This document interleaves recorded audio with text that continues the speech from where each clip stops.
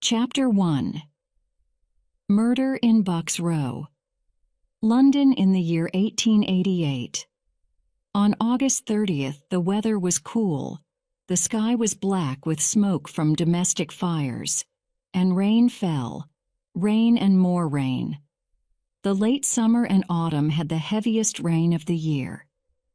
At 9 o'clock on that Thursday night, a great fire in London docks changed the color of the sky in the East End of London to a deep red. From the dirty streets, dark passages, and slum houses of Whitechapel, hundreds of people went to watch the fire. Many of them were poor and homeless. They lived and slept in squalid lodging houses. The poorest lived in the streets and slept in doorways. As always, the pubs were crowded and noisy. Alcohol was cheap, and it helped people to feel better. Mary Ann Nichols was in Frying Pan Pub on the corner of Brick Lane, spending her last pennies on drink. She needed the money to pay for a bed in the White House, her lodging house in Flower and Dean Street. But Mary Ann needed alcohol too, and she was drinking too much. Later that night, she tried to get a bed at Cooley's lodging house in Thrall Street, but she had to leave because she had no money. So she walked around the wet, cold streets hoping to earn something. One of the poorest areas in London, Whitechapel did not have many street lamps. The streets were dark, gloomy, and dangerous. Mary Ann Nichols was still walking the streets when her friend Ellen Holland saw her at 2:30 a.m. on August 31st. By that time, Mary Ann, known as Polly, was very drunk. The women talked for a few minutes. Ellen asked Polly to come with her to the lodgings in Thrall Street, but Polly went away along Whitechapel Road to try and get some money. After that, only one person saw her alive again: her killer. Bucks Row was a quiet, narrow road with warehouses on one side and some small houses, or cottages, on the other. At the end of the cottages was the entrance to Brown's stable yard, and then the long wall of a school. The street had only one gas lamp. At nearly 3:40 in the morning, it was dark. At this hour, Charles Cross, a carman, was walking to work. He came into Bucks Row from Brady Street. A few moments later, he noticed something on the pavement in front of Brown's stable yard and crossed the road. He saw that it was a woman. At that moment, he heard footsteps. It was another carman, Robert Paul, also on his way to work. Cross asked him to come and look. The men looked at the woman, but in the darkness, they did not know if she was drunk or dead. They decided to continue on their way to work until the first policeman they met. They saw a policeman, Constable Jonas Misen, not far away in Baker's Row, told him about the woman, and then walked on to work. When Constable Misen arrived at the gates of the stable yard, another policeman, Constable John Neal, was already there. He had a lantern, and he showed Constable Misen a deep cut in the woman's neck. "I passed this place at 3:15, Constable Neal said, "but there was nothing here." "The woman's legs are still warm," said Constable Misen. "I think Mr. Cross interrupted her killer." Opposite the stable yard stood a warehouse. The manager, Walter Purkis, and his wife were in their bedroom on the second floor. Mrs. Purkis was awake most of the night, and Mr. Purkis slept badly and was awake between 1 and 2 o'clock, but they heard nothing. Mrs. Emma Green lived in the cottage next to the stable yard. She did not hear anything either. Polly Nichols' killer worked quickly and silently and disappeared like a ghost. He probably ran into Whitechapel Road through a narrow lane called Woods Buildings. Polly Nichols died just a few days after her 43rd birthday. She was about 1.58 meters tall and had dark brown hair. She was wearing a blue dress, black woolen stockings, men's boots, and a black straw bonnet. She had a comb, a white handkerchief, and a broken piece of looking-glass. These were all the possessions she had. Polly was an unfortunate, a polite Victorian word for a prostitute. She was probably an alcoholic. She lived in workhouses and, when she had the money to pay, in lodging houses. In December 1887, she was sleeping in Trafalgar Square. Her friend Ellen said she was a clean, quiet person, and her father said, "I don't think she had any enemies. She was too good for that." When Dr. Llewellyn examined the body, he thought the killer was right-handed. The man probably strangled Polly first, put her on the ground, and cut her throat. The police had no other clues to help them find the killer. There was also no obvious motive, such as robbery. This was a new, unknown type of murder, which they could not understand. Polly Nichols was not the first unfortunate who was murdered that year, so Scotland Yard chiefs sent their most experienced officer to investigate. This was Inspector Abilene, a fine detective who knew the East End and its people very well.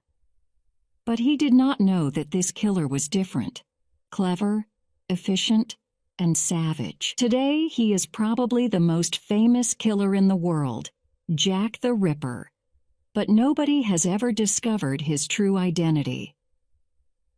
On August 31st, the Star newspaper had a sensational headline: "A revolting murder, another woman found horribly mutilated in Whitechapel. Ghastly crimes by a maniac." Chapter 2. Murder in the Light of Day. Hanbury Street is a long street that goes from Commercial Street to Baker's Row, not far from Buck's Row. Now demolished, number 29 was an old building with 3 floors. On the ground floor, Mrs. Hardiman had a cat meat shop. On the first floor, Mrs. Richardson and her grandson lived in 3 rooms, and she let out the other rooms. She also had a packing case business in the cellar at the back of the house. Her son, John, helped her in the business, but he did not live in Hanbury Street. A carman, John Davis, occupied the attic at the front with his wife and 3 sons. A total of 17 poor people lived in number 29, which was a crowded, busy place. From Hanbury Street, people entered the house through a door next to Mrs. Hardiman's shop. The door opened to a passage about 7 to 8 meters long. At the end of the passage, there was a door to the backyard. This was where Jack the Ripper murdered another woman in the early hours of September 8th. It was about 4:45 a.m. when John Richardson arrived at number 29. On his way to work at Spitalfields Market, he often checked the passage because strangers sometimes came in. This morning, he also wanted to check the cellar door at the back, sometime before thieves broke the lock and stole things. John walked through the passage and opened the door to the yard. Then he sat on some stone steps and took off one of his boots, which was hurting his toe. He cut a piece of leather from the boot with a knife. It was getting light, and he could see that the lock on the cellar door was secure. There was nobody in the yard. John left the house and went to the market. Albert Kadosh, a carpenter, lived at 27 Hanbury Street, next to number 29. He got up at 5:15 a.m., and in a few minutes he went out to the backyard. He was returning to the house when he heard a voice in the next yard say, "No." 3 or 4 minutes later, Albert came into the yard again and heard a sound like a bump against the wooden fence that separated the yards of numbers 27 and 29. He thought it was somebody falling against the fence, but he did not look to see what it was. Then he left for work and passed Spitalfields Church at about 5:32 a.m. At 5:45 a.m., John Davis got up. By 6 o'clock, he was ready for work and went downstairs to the backyard. From the top of the steps, he saw a horrible sight. On his left, between the steps and the wooden fence, lay the mutilated body of a woman. Davis ran out into Hanbury Street, where he saw some workmen and shouted, "Men, come here!" They followed him, looked at the body from the steps, then ran to find a policeman. Inspector Joseph Chandler was on duty in Commercial Street at 6:10 a.m. when some workmen rushed towards him and told him about the dead woman. Chandler arrived at number 29 and noted down that the woman was lying on her back, with a deep cut from left to right across her throat and mutilations to her stomach. The inspector saw a piece of muslin and 2 small combs that the murderer had put near her feet. The killer also took some rings from her finger. The victim was 1.52 meters tall. She had dark brown hair and blue eyes. 2 lower front teeth were missing. Her clothes were all old and dirty, a long black jacket down to her knees, petticoats, stockings, a black skirt, and boots. Who was she? Annie Chapman, or Dark Annie to her friends, was 47 years old. Her history told a sad story. Once she had children, but one died and another was disabled. Annie drank a lot, and her marriage broke down. The small sum of money which she received from her husband stopped when he died in 1886. Annie worked when possible, selling flowers or making clothes. Sometimes she borrowed money from her relatives. But her taste for alcohol dominated her life, and eventually she had to walk the streets as a prostitute. Let us follow Annie's movements before the night of her murder. She lived in a lodging house and paid 8 pennies a night. But the week before her murder, she was not at the lodging house. She had a fight with a woman about a piece of soap and got a black eye. When she met her friend Amelia Palmer on September 2nd and 3rd, she showed her the black eye and a bruise on her face. The next day, she told Amelia she did not feel well. She looked pale, so Amelia gave her 2 pennies to buy something to eat. "Don't spend it on rum," she told Annie. Amelia saw Annie for the last time on the 7th. "I must get some money or I can't sleep in my lodgings," Annie said. At about 1:30 a.m. on September 8th, Annie was in the kitchen of her lodging house, eating potatoes and talking with the other lodgers. She told the deputy that she did not have any money, but asked him to keep her bed because she wanted to return with the money. She left at about 1:50. Nobody saw her alive again. She never came back for her bed. 2 people were important witnesses in the murder case. One, Albert Kadosh, heard a voice in the yard and a sound like that of somebody falling against the fence between 5:20 to 5:30 a.m. The other, Elizabeth Darrell, said that as she was walking down Hanbury Street at about 5:30 a.m. on her way to Spitalfields Market, she noticed a man and a woman talking outside number 29. She only saw the man's back, but she identified the woman as Annie Chapman later in the mortuary. Mrs. Darrell heard the man say, "Will you?" and the woman reply, "Yes." Mrs. Darrell could not describe the man very well. He had a dark complexion and was only a little taller than Annie. He wore a brown deerstalker hat and a dark coat. She had the impression he was over 40 and perhaps foreign. We know that witnesses often make small errors in time, so the man Mrs. Darrell saw was very probably the murderer, and he attacked Annie at approximately 5:30 a.m. On that morning, The sun rose at 5:23. Spitalfields Market opened at 5 o'clock. It was a busy morning, with a lot of people already in the streets or getting up, and heavy traffic for the market. 5 people in number 29 could see the murder scene from their windows.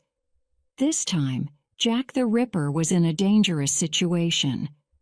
But again, nobody saw or heard him when he killed Annie in the light of a busy day.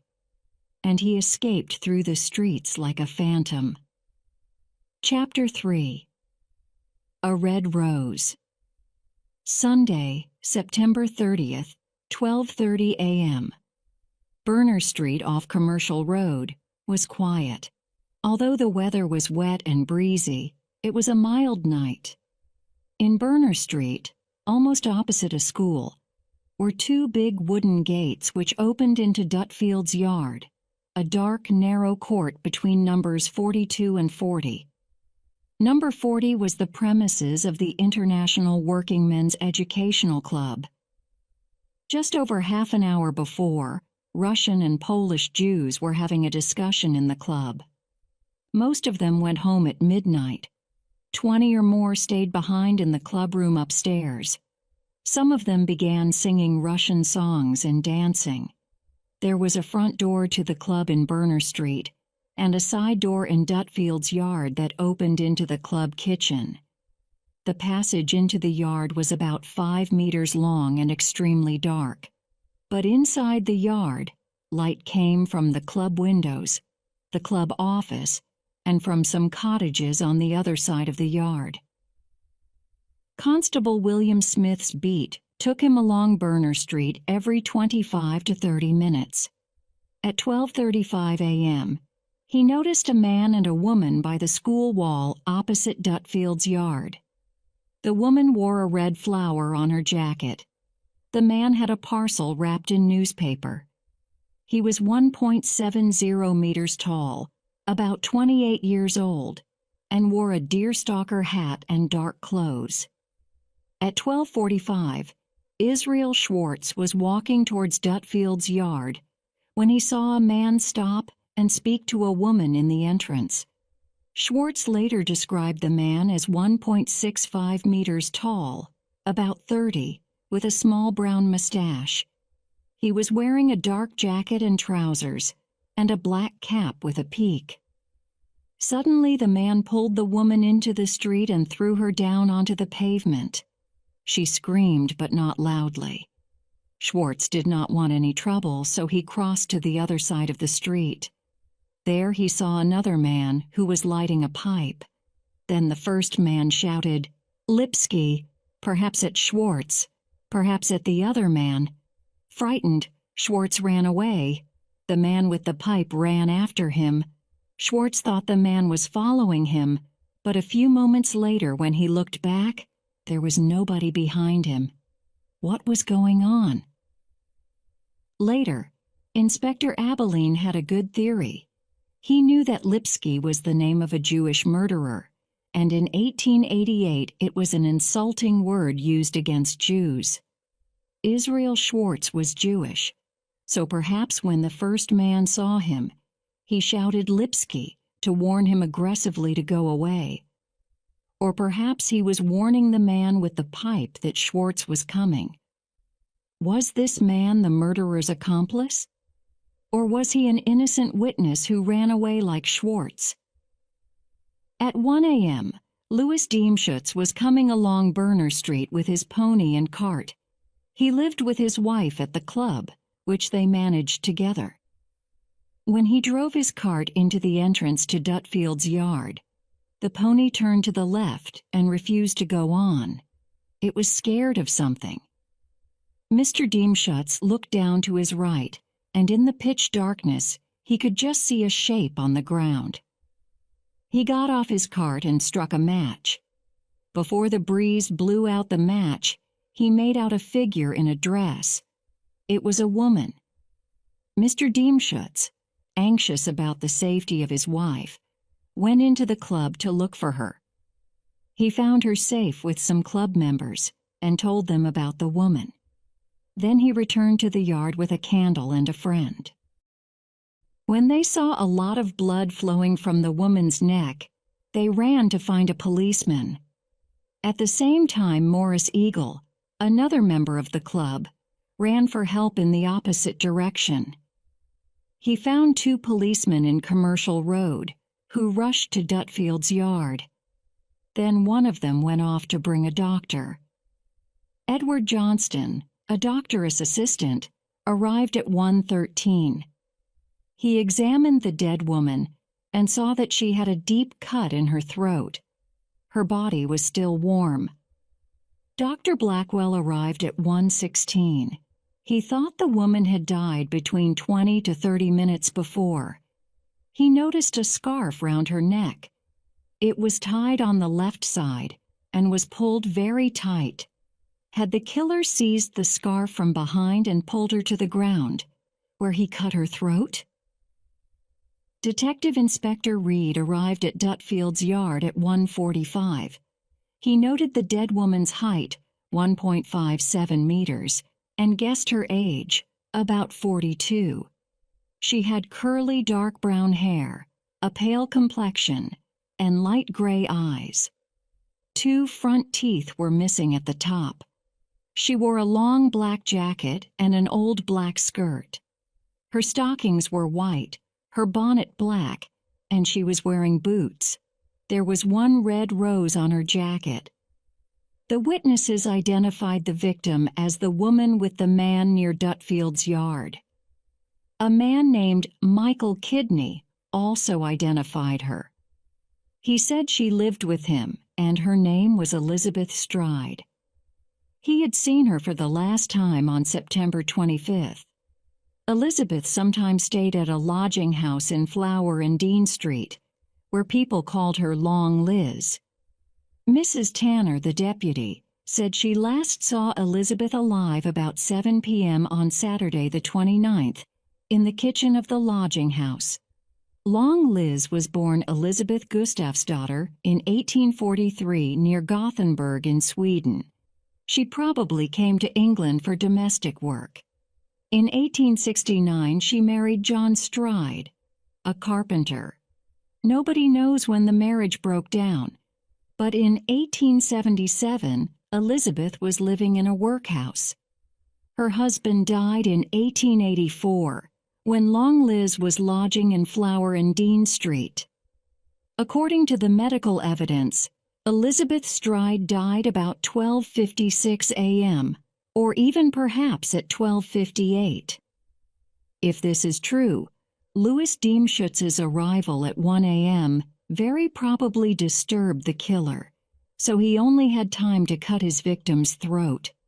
Then he hid in the darkness of Dutfield's yard, and when Mr. Diemschutz ran into the club, he quickly escaped. But the murder of Elizabeth Stride was not enough. Jack the Ripper wanted more blood, and he went to look for another victim. Chapter 4: Mitre Square. After the murder of Elizabeth Stride, Jack the Ripper went to look for another victim. He walked west towards the city of London. It is only 12 minutes' walk from Berner Street to Mitre Square, where the second murder happened. Although we do not know what time the killer arrived there, we know what his victim did and can follow her movements on the night of September 29th to 30th. At 8:30 on Saturday night, Constable Robinson found a woman lying on the pavement in Aldgate High Street. She was completely drunk. With the help of another constable, Robinson took her to Bishopsgate Street Police Station. She slept in a police cell for 3 hours. Then she started singing quietly, and at 12:30, she asked the policeman on duty when she could go. 25 minutes later, the policeman took her from her cell to the office. She asked him the time, and he said nearly 1 o'clock, which was about the time of Elizabeth Stride's murder. The woman said her name was Mary Ann Kelly, but her real name was Catherine Eddowes. "This way, miss," said the policeman.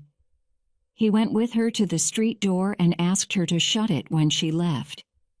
Catherine said, "Good night," and she went to meet her fate at the hands of Jack the Ripper. Mitre Square is 8 minutes' walk from the police station. Perhaps Catherine arrived there at 1:10 a.m., perhaps later. We can imagine her singing to herself as she walked along, a small woman, about 1.52 meters, and thin. She looked about 40 and had dark brown hair under her black bonnet. Her clothes were old and dirty. She was wearing a red handkerchief around her neck, a black jacket, men's boots, and an old white apron. This apron had an important part to play in the murder. Around 1:333 men came out of the Imperial Club in Duke Street. They passed a man and a woman at the corner of Church Passage that led into Mitre Square. The couple were talking quietly, and the woman had her hand on the man's chest. The place was badly lit, but one man, Joseph Lewend, gave a description of them. He said the woman was short and wore a black jacket and bonnet.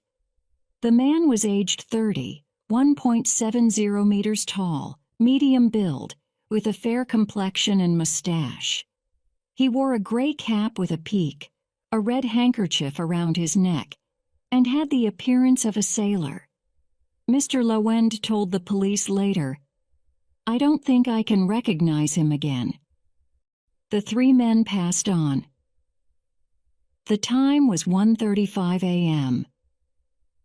9 minutes later, Constable Edward Watkins of the city police walked into Mitre Square. Everything seemed quiet.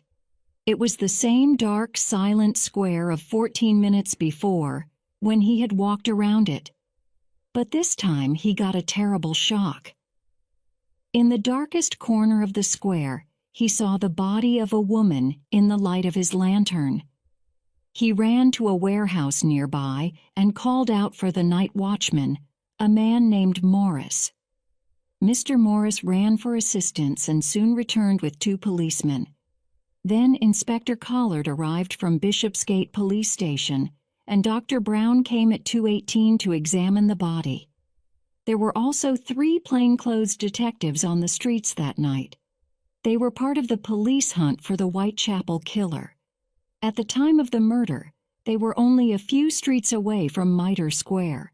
Hearing about the murder, they went to the square. Then they went off to look for the killer. One of them walked through Goulston Street just before 2:15, but saw nothing suspicious and returned to Mitre Square. At 2:20, Constable Alfred Long also walked along Goulston Street and saw nothing unusual. His beat took him there approximately every 30 minutes, so at 2:55 he was back in Goulston Street. This time, he saw a piece of blood-stained apron in an open doorway. Near the piece of material, in white chalk on the wall, was a message. "The Jews are the men that will not be blamed for nothing." When Constable Long reported this graffito, an Inspector McWilliam sent orders to photograph it. But the Chief of the Metropolitan Police, Sir Charles Warren, changed the order. He was afraid about anti-Jewish demonstrations, so he ordered his men to rub out the message. He destroyed an important clue. But he knew about the strong anti-Semitic feelings in the area. The piece of blood-stained apron fitted exactly into a missing section of the victim's apron. The killer evidently took it with him and cleaned his hands on it. At some time between 2:20 and 2:55, he was in Goulston Street. He threw the piece of apron, wet with blood, in the doorway and wrote the message. But perhaps he did not write the message. Perhaps it was already there, and the murderer dropped the apron near it by chance. Or did he see the graffito and leave the apron there to put the blame on the Jews? We shall never know the answer. But we know that Jack the Ripper was an extraordinary killer. Cool, daring, and efficient. He came and went invisibly. Constable Watkins saw nothing in Mitre Square at 1:30. He did not see or hear anything when he entered it and discovered the body at 1:44. And only minutes before, at 1:41 or 1:42, another officer looked into the square from Church Passage. "I saw no one and heard no cry or noise," he said later. Mr. Morris, the night watchman in the warehouse, went to the door and looked into the square 2 moments before Constable Watkins called him. Everything was quiet and deserted. So in less than 15 minutes, the Ripper took Catherine into Mitre Square, killed her, mutilated her horribly, and escaped, right under the noses of the police. His escape was amazing. Immediately after the discovery of the murder, the streets were full of policemen. The police were already everywhere in the area after Liz Stride's murder. But the discovery of the apron shows that the killer was out in the streets at some time between 2:20 and 2:55, 36 to 71 minutes after Watkins discovered the body. Goulston Street is only 5 minutes from Mitre Square. So what was the murderer doing? To the police, Jack the Ripper was a mystery. He is still a mystery today. Catherine Eddowes was the Ripper's 4th victim. She was 42 and lived in a lodging house. People said she was jolly, always singing. Her partner was John Kelly. When they parted at 2 p.m. on Saturday 29th, Kelly told her to be careful about the Whitechapel killer. "Don't you worry about me," replied Catherine. "I'll take care of myself, and I won't fall into his hands." Chapter 5. The Work of a Devil. Mary Jane Kelly was 25 years old. Born in Limerick, Ireland, she moved to Wales with her family when she was very young. At 16, she married a miner named Davies, who was killed in an explosion in the mines. Mary came to London in 1884. By 1886, she was living in the East End with Joe Fleming, who wanted to marry her. Nobody knows why she did not marry him. However, in 1887, she met Joe Barnett, a porter at Billingsgate Fish Market. At the time, she was living at Cooley's lodging house in Thrall Street. Mary and Barnett decided to live together, and by the beginning of 1888, they were renting a room, 13 Miller's Court, in Dorset Street.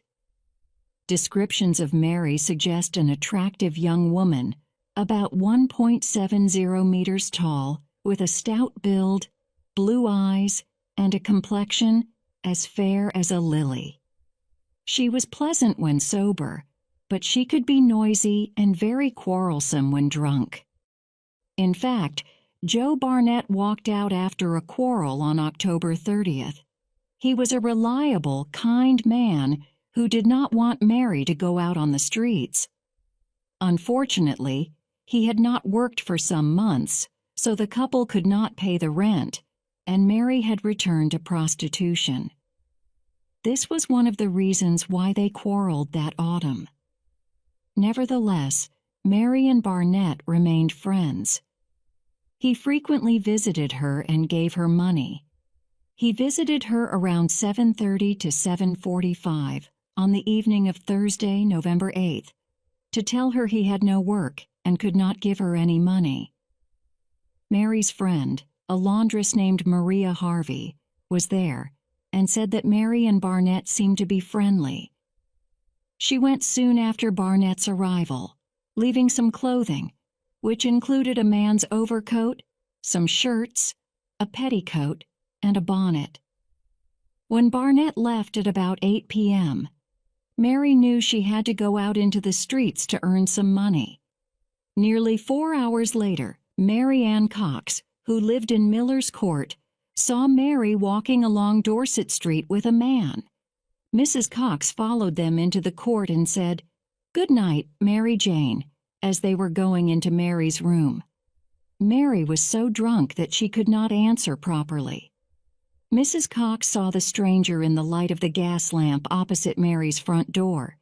He was about 36, 1.65 meters tall, stout, with a carrot-colored mustache. He had a bottle of beer in his hand. As she went indoors, Mrs. Cox heard Mary singing an Irish song. Just after midnight, Mrs. Cox went out. When she came back at 1 a.m., there was a light in number 13, and Mary was still singing. After warming her hands, Mrs. Cox went out again. Returning at 3 o'clock, she saw no light in Mary's room, and all was quiet. That night it rained hard, and Mrs. Cox could not sleep well.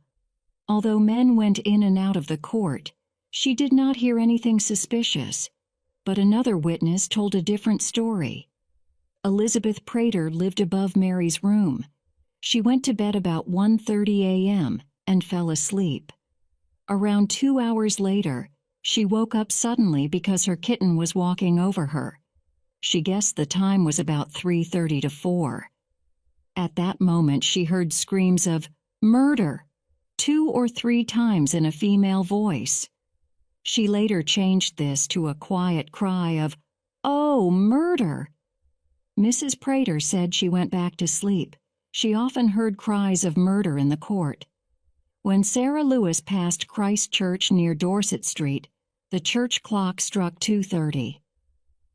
Mrs. Lewis was going to stay with her friends at 2 Miller's Court. She slept badly in a chair until 3:30, when she heard the clock strike and was awake until nearly 5 o'clock. Just before 4 a.m., a young woman screamed, "Murder!" not far away.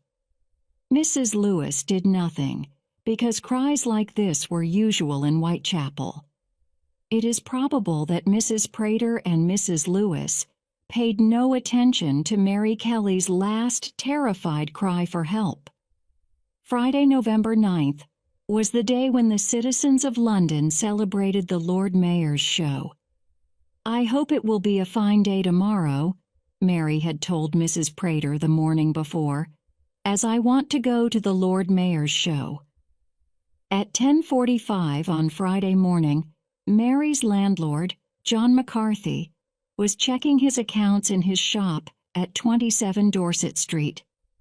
He noticed that Mary owed him 29 shillings in rent, so he sent his assistant Thomas Bowyer to her room to ask for the money.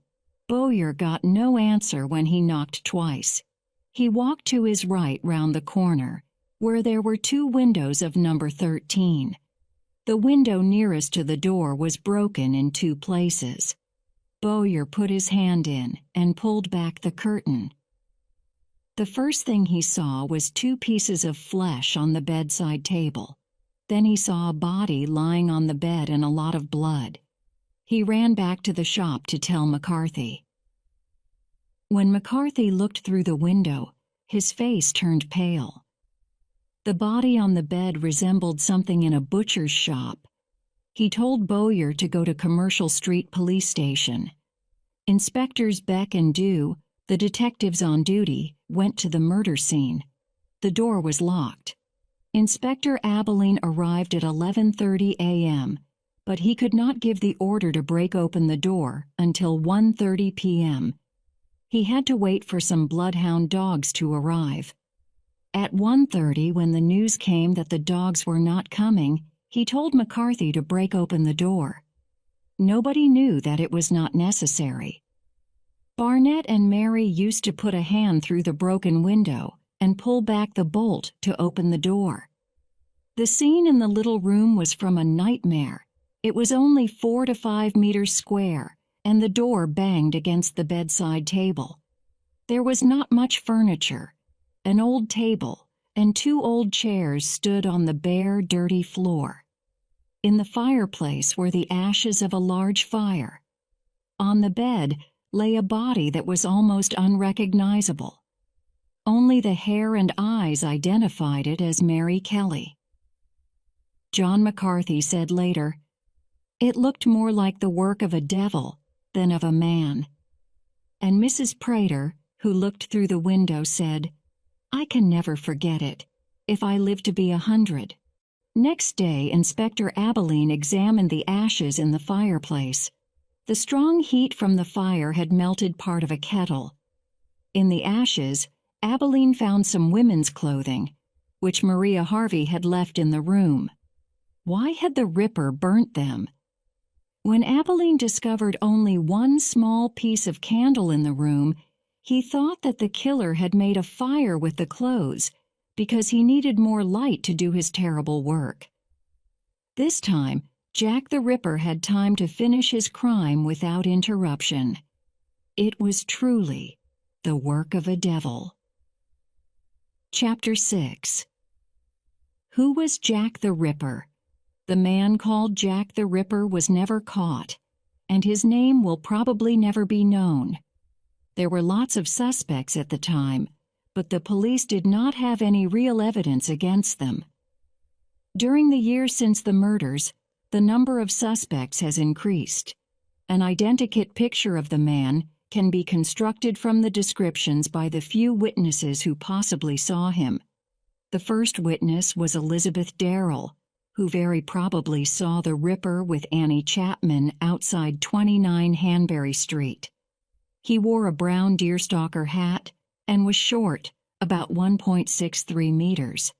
Mrs. Darrell did not see his face, so her impression that he was a dark-looking foreigner aged over 40 is not certain. In the case of Elizabeth Stride, from the descriptions by Constable Smith and Israel Schwartz, we have a man between 28 to 30 years old, 1.65 meters to 1.7 meters tall, wearing dark clothes and a hat with a peak, or perhaps a deerstalker. Schwartz said the man had a small mustache. Joseph Lawende saw a man with a woman near Mitre Square. If the woman was Catherine Eddowes, then the man was certainly Jack the Ripper, about 30, of average height, with a small mustache and a cap with a peak. On November 12th, a laborer named George Hutchinson gave the police a very good description of a man he saw with Mary Kelly at about 2 o'clock on the morning of her murder.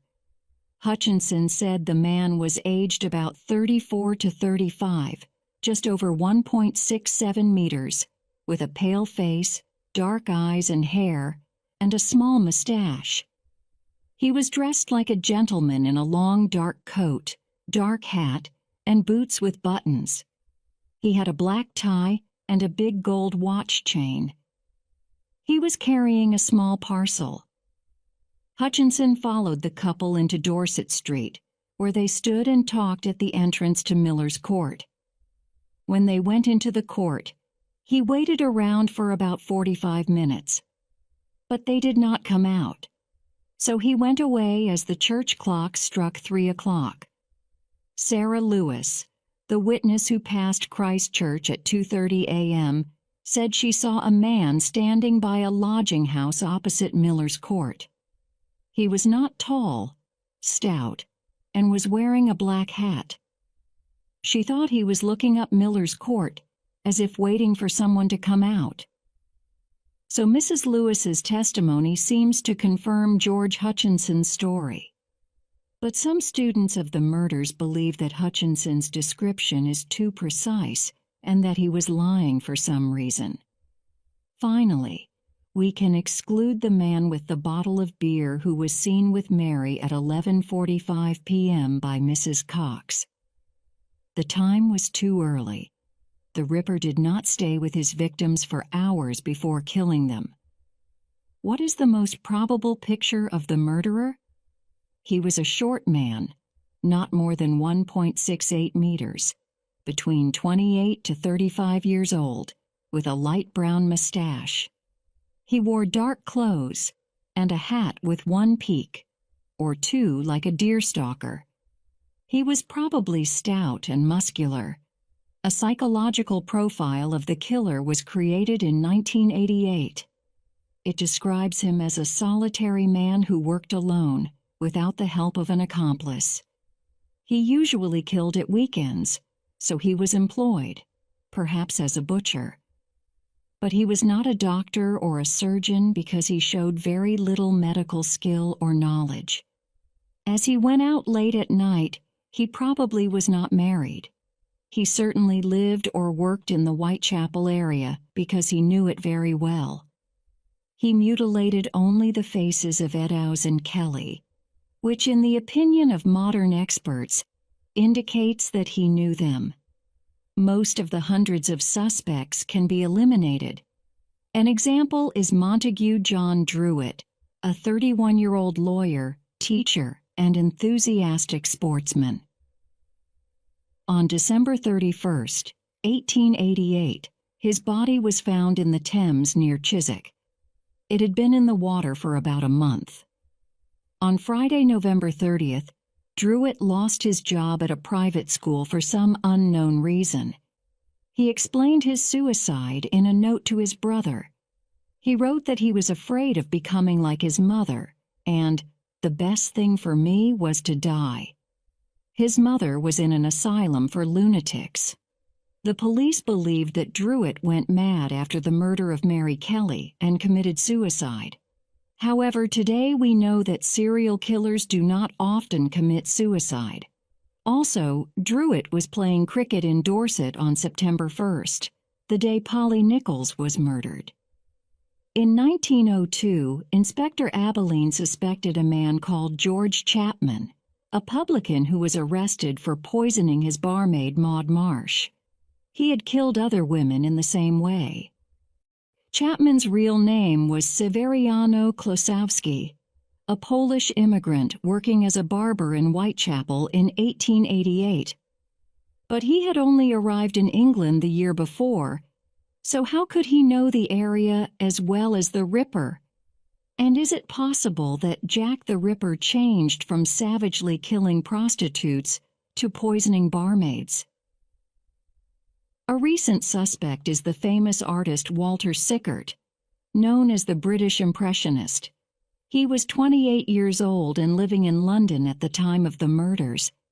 His strange character has attracted suspicion. He was secretive and often disappeared into dark little rented rooms around the poor quarters of London.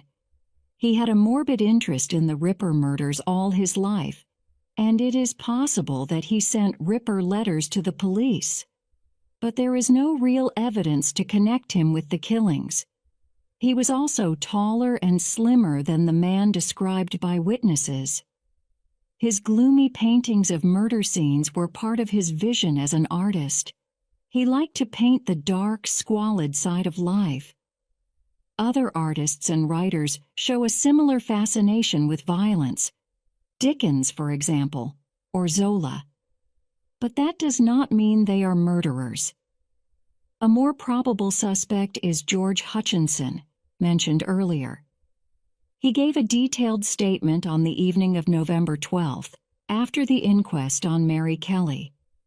Some writers have asked why he did not go to the police before the inquest. Was it because Mrs. Lewis's testimony appeared in the newspapers only after the inquest? When he read the report, he realized that she had seen him opposite Miller's Court. So he had to go to the police before they found him and asked him why he was there. Did he make a false statement and give a false description? Did he have something to hide? The killer's terrible mutilation of Mary Kelly's face suggests that he knew her well. Hutchinson's statement begins, "About 2 a.m., 9th, I met the murdered woman, Kelly, and she said to me, 'Hutchinson, will you lend me sixpence?'" So he and Mary knew each other. In fact, Hutchinson had known Mary about 3 years, so he certainly knew that she had her own room. After the murders in Berner Street and Mitre Square, the streets were too dangerous for the Ripper, which explains why he did not kill in October. So perhaps he decided to kill his next victim indoors and chose Mary Kelly, knowing her room was safe. Mrs. Lewis described Hutchinson as a short, stout man. The newspapers gave his age, 28. He lived at the Victoria Home, a working men's lodging house in Commercial Street, right in the middle of the murder area, and very near Goulston Street, where the piece of Eddowes' apron was found. So was George Hutchinson Jack the Ripper? We do not know. The police believed there was one final murder by the Ripper in July 1889. It happened in Castle Alley, close behind Hutchinson's home. If Hutchinson was the Ripper, why did he stop killing? We know that by 1891 he had moved away from Whitechapel. Nobody knows where he went. There is one important point in favor of Hutchinson's story. Inspector Abilene, a very able and experienced detective, interviewed him on November 12th and believed his story. He wrote, "I am of the opinion his statement is true." But Abilene had been wrong about George Chapman. Chapter 7. Panic. In our violent times, it is difficult to imagine the shock and horror that the Whitechapel murders caused in 1888. In Victorian times, the East End was also violent, but the Ripper murders were something new. Murder was usually the result of domestic quarrels, drink, or robbery. The Ripper murders were the first of a new kind of crime, serial killings, savage, without an obvious motive, no clues, and very difficult to solve. The fury of the Ripper's way of killing puzzled the doctors, the police, the public, and the press. To them, he was a lunatic. On August 7th, before the Bucks Row murder, a woman called Martha Tabram was killed and then stabbed ferociously with a knife 39 times. This was so unusual that some writers today believe it was a Ripper murder. At the time, the newspapers called it unique and mysterious, and the work of a homicidal maniac. After the Polly Nichols murder, sensational reports in the newspapers increased the public's fear and horror. Women became very nervous. People discussed it in the streets, and large crowds visited Bucks Row on September 4th. There were stories of a mysterious man known as Leather Apron, who demanded money from prostitutes and beat them if they resisted. When the police found a leather apron at the scene of the Hanbury Street murder, they hunted a man called John Pizer, a Polish bootmaker who always wore a leather apron for his work. They found him hiding with his family and arrested him on September 10th. But he had a very good alibi, which proved his innocence. After the Hanbury Street murder, people waited in queues outside newsagents. The Star reported the crime in very sensational language. The killer was half beast, half man, a demon, or vampire. When Mrs. Mary Burridge of South London read about the murder, she collapsed and died of fright. The East End community fell into panic and hysteria. On September 8th, thousands of frightened people were out in the streets. Large angry crowds gathered in Hanbury Street and at the local police stations. They attacked anybody who looked suspicious. A young criminal called Squibby, for example, was in Hanbury Street when a detective saw him in the crowd and chased him. The crowd followed, shouting, "Catch him!" Squibby was terrified and finally surrendered to the police for his own protection. The anger of the crowd also turned against Jews, who were threatened and abused. Liz Stride and Kate Eddowes were murdered near Jewish clubs, and the police were very nervous about the possibility of anti-Jewish disturbances. The message in chalk that blamed the Jews was written on the wall of a building in a Jewish area. But it is certain that the Ripper was not Jewish, and Samuel Montague, an important Jewish citizen and MP, offered a reward of £100 for the arrest of the murderer.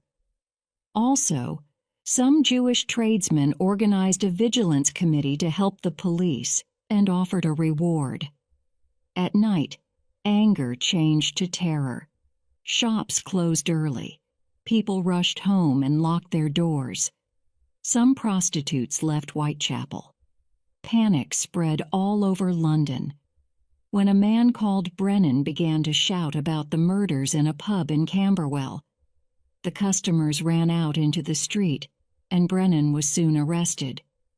But in Whitechapel, the pubs were empty, and there were only policemen and vagabonds in the dark streets. Calm began to return only after a few weeks. Meanwhile, the newspapers continued to report sensational stories and rumors, but they could not print details of the killer's mutilations, which the doctor did not reveal. Although the details of Annie Chapman's murder were given on September 19th, they were not reported for reasons of decency. However, 2 days before, somebody sent a letter to the police, which was never published. It began, "Dear Boss," and there was a postscript which included the sentence, "What a pretty necklace I gave her." The writer was probably talking about the injury to Annie's throat, but only the police, the doctors, and the killer knew the details of Annie's murder. The letter was signed, "Catch me if you can, Jack the Ripper." It was very probably from the murderer. A second letter of September 27th was signed, "Yours truly, Jack the Ripper." This was published on October 1st, the day that the world finally had a name for the Whitechapel killer. After the double murder of September 30th, the panic got worse. By 11 o'clock that morning, one reporter wrote, "It seemed that the whole of the East End was out of doors. Thousands of people went to Berner Street and Mitre Square. Many of them paid to look at the murder scenes from windows. Sellers of fruit, sweets, and nuts did a fabulous trade. But on October 3rd, shopkeepers complained that they were losing a lot of business because people were afraid to go out shopping. During the following weeks, sales of newspapers and verses and songs about the murders were enormous. Women lived in terror. Some hoaxers pretended to be the Ripper and followed women to scare them. On October 10th, a woman hanged herself at 65 Hanbury Street because she was depressed about the murders. Thousands of letters offering information and help were sent to Scotland Yard. Inspector Abilene and his colleagues had to read all of them. Abilene himself walked around the Whitechapel streets until 4 or 5 in the morning. He worked very hard and nearly had a nervous breakdown. Hundreds of extra police patrolled the area, some dressed as women. Lodgers, butchers, and slaughterers were questioned. On October 13th, the police began to search every house in a certain radius of the crimes. The search ended on the 18th, and the police admitted they had not found the smallest clue. But it is very possible that they interviewed Jack the Ripper. Years later, Detective Walter Dew wrote in his memoirs about the killer's amazing elusiveness. Jack the Ripper is still as elusive today as he was in 1888.